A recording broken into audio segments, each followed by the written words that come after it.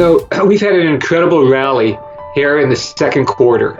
If you think that the stock market, the U.S. stock market, bottomed in late March 23rd, I believe, we've had a quarter of growth in the stock market.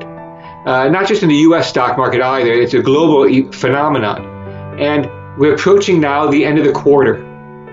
And I think that some people made some good money by being long stocks, weathering the storm.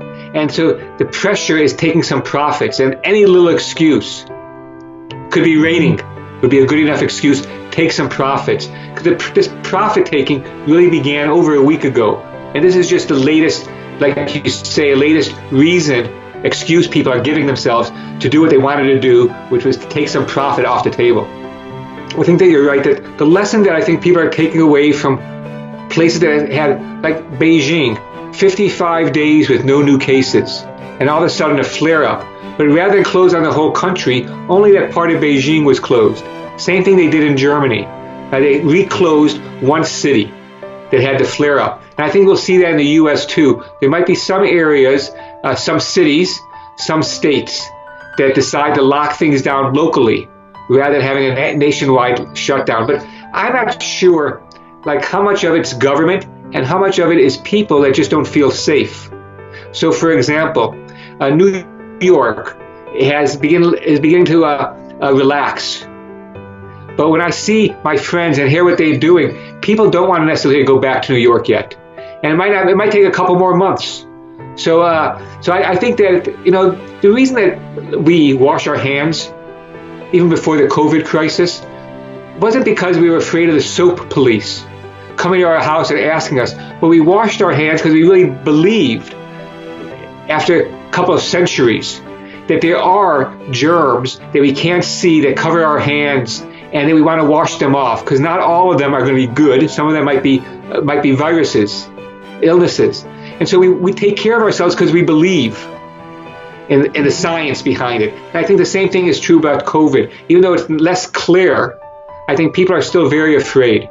And what amazes me is Beijing went 55 days with no new cases. I can see then that when there's this flare-up, it's a second wave.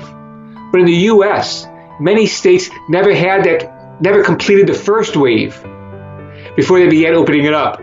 So I think that for me, it's premature for a lot of U.S. states to be thinking about a second wave. What that really is a rationale for saying we opened up too soon. So I think that the hope is that we have a vaccine or a drug that takes a pill that we'd be able to take to help deal with the symptoms. So there's some diseases that we may not be able to get a cure for, but we might be able to deal with the symptoms. But I think that it makes sense to think that it's going to take us several more months, maybe the rest of this year, and that the economy won't do as badly as it's going to do here in the second quarter. That the second quarter is sort of the bottom of not just the U.S. economy, but the European economy as well. And I think that the key issue is not so much that the U.S. and Europe is going to shrink here in Q2, but what does China do? Because China, so we look at the PMIs, and another round of the Purchasing Managers Indexes will be coming out next week. China only had 1 month below the 50 boom bust level. That was in February. So some people think that China might be able to report positive growth in Q2, small positive growth in the second quarter. Where that number comes out for China in the middle of July. The U.S. reports Q2 GDP at the end of July. And we're going to be looking at a contraction of about 40% at an annualized pace. And Europe's going to be looking at something similar to that. I'm sort of still bearish the U.S. dollar.